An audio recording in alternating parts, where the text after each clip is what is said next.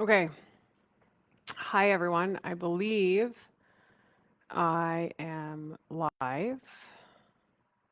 Okay. And I hope you can hear me. I don't know if you can hear me because I can't actually. Oh, there should be stuff that comes over on the side here.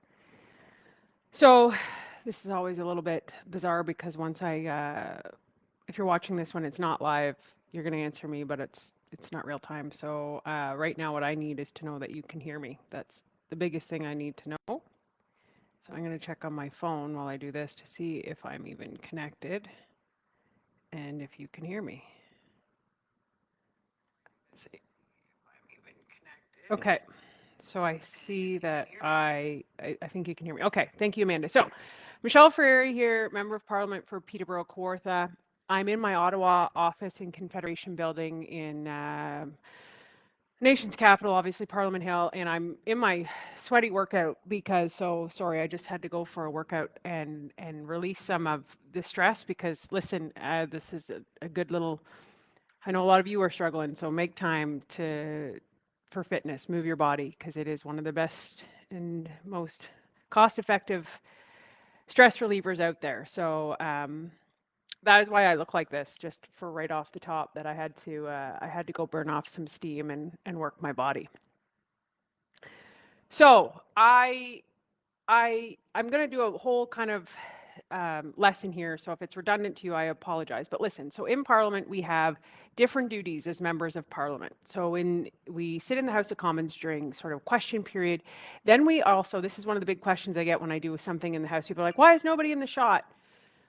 Well, you're only like members of Parliament really only have to be in the sorry in the House mandatory when it's question period. That's really when we're supposed to be there. But then you have House duty, so you're in there at other times if you're doing policy legislation. But then the reason you don't see a lot of members of Parliament is because they're supposed to be in committee. So we are all working, but we're in different locations, so you don't always see us.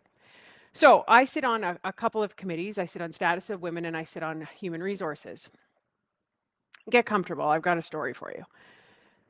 So I today sat in public safety. Okay? So public safety obviously is public safety. It's one of the biggest issues that's happening across Canada.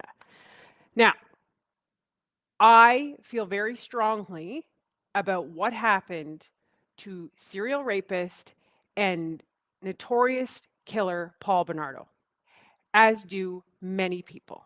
And I've been very vocal in the House of Commons. He was transferred from a maximum to medium security. And it re-victimized all these victims. This should have never happened. Okay? It should have never happened. And the public safety minister, he's since been, let go because we pushed so hard on this. It's just baffling. And for those of you who don't know the history of Paul Bernardo, I'm 44 years old. This guy is burned in my brain of traumatizing our entire generation. Like, you didn't go outside, okay? This guy was the worst of the worst. He was horrible, and I'm not even going to give him the time of day of talking about him. I'm here to talk about his victims. So there's a motion. The way that committee works is you put forward a motion to study things because that's where you do all the work to study how to improve things. So there's a motion in public safety to bring forth the Minister of Public Safety, but to bring forth the witnesses. Okay, so to figure this out, like so that this never happens. So there was basically, long and short of it, an amendment that the committee hold a meeting on the right of crime victims and the security reclassification and transfer of offenders within federal corrections, and that the committee invite Commissioner of Correctional Service Canada Ann Kelly, Deputy Minister Sean Tupper, the corrections investigator, and the Office of Federal Ombudsman for Victims of Crime, and officials of justice and public safety to appear. So they didn't agree on this. So then why they didn't agree on this, and they being the Liberals, I don't know. Okay, so I don't know. So I got wind of this, and I've been working with some of the victims' families. They'd reached out to me when I spoke about this in the House.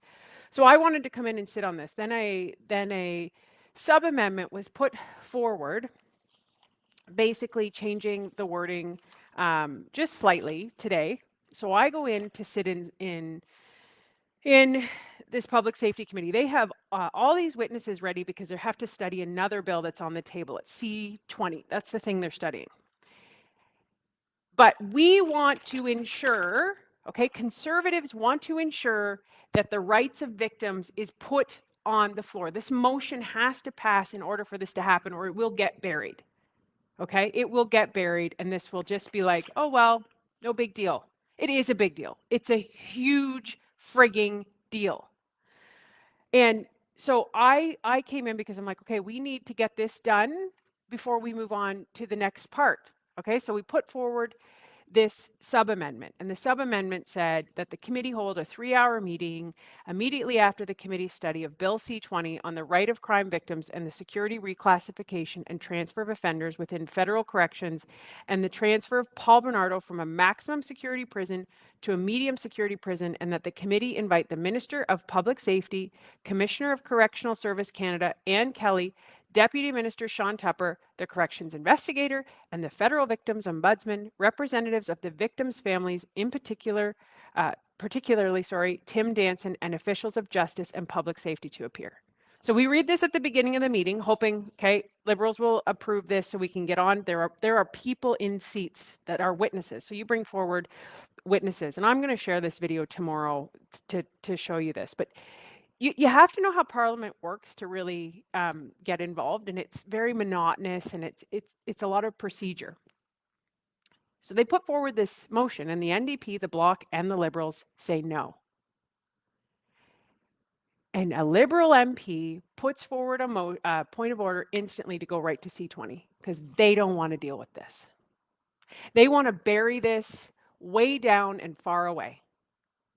And Conservatives are like, no. We'll go to C-20 1,000%. Let's go. We have people waiting in the chair. We're not going to disrespect these people's time, but you cannot disrespect these victims. Like, okay, so if the sub-amendment isn't what you want, what do you need changed? Oh, okay, like I put my hand up to say, well, we'll remove, if you don't want the Minister of Public Safety, fine, we'll remove him. Like what do you need removed out of here to ensure that Paul Bernardo doesn't walk free? Like, in what planet are we even having this discussion? So, nope. And this goes into a circus show. You can watch it. It was live. You can watch it on CPAC. A circus. A complete circus. And they've designated one Liberal MP to be this parrot. And it's just pathetic.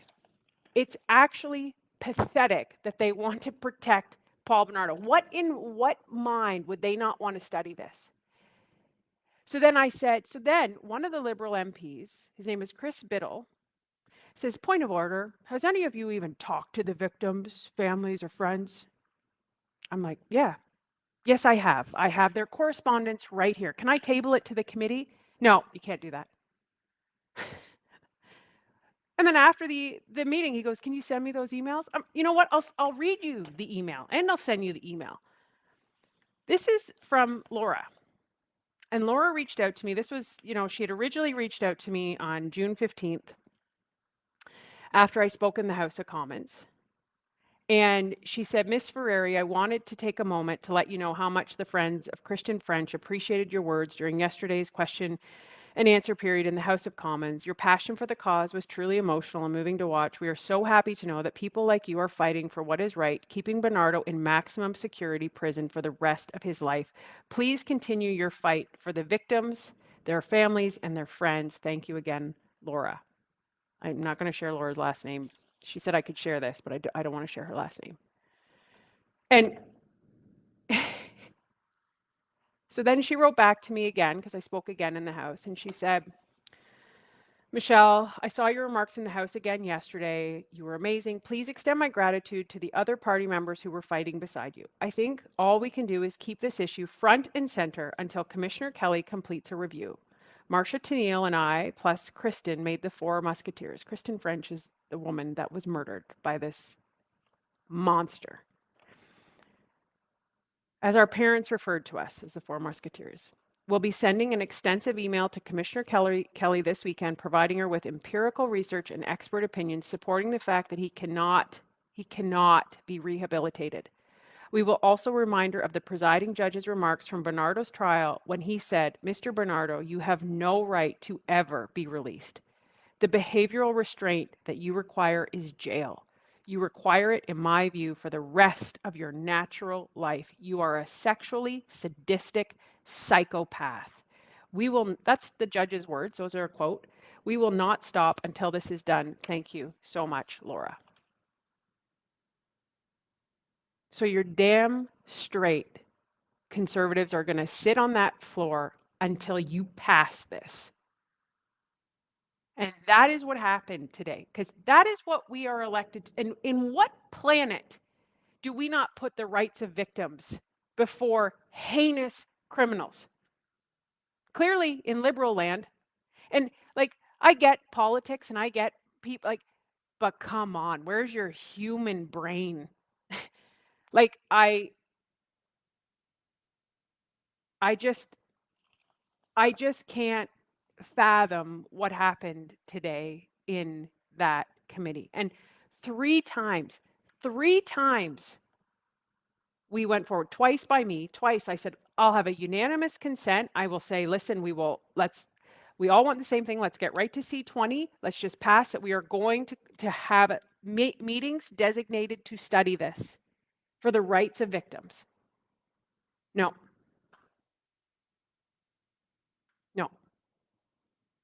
My colleague, Dane Lloyd, same thing. Asked for unanimous consent. Let's just work this out so we can do it. No, they asked to adjourn. They asked to adjourn the meeting 45 minutes early so they could leave because they don't want to deal with it.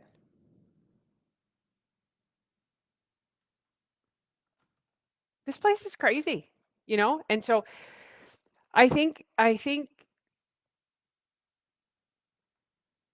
this is why when you hear us go so partisan and people goes, you're a rage farmer, and that's the counterattack by liberals and NDP. Yeah, I'm gonna get mad and I'm gonna be honest and I'm gonna be passionate about this because this is bonkers. This is absolutely bonkers.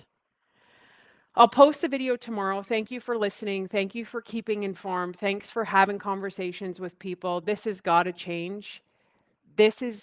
There is a whole generation of women who are traumatized by this. There are victims' families. There's victims' families who are in my riding.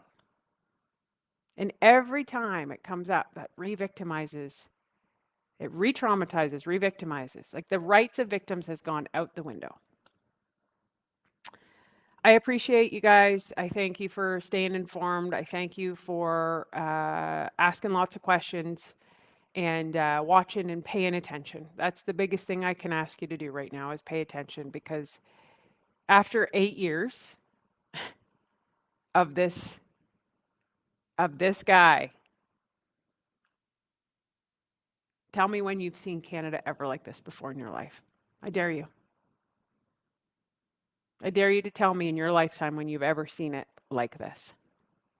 And it rots from the top. He's not worth the cost. That's right, Krista. He's got to go. Okay. I am going to go. I will share the video tomorrow. Thanks for listening to me. And I might be reading some of your messages tomorrow in the House of Commons. I thank you for sending them to me. I'm doing another speech in the House. So around housing and the cost of groceries. So feel free to send me messages. Always really like to share your stories. See you later.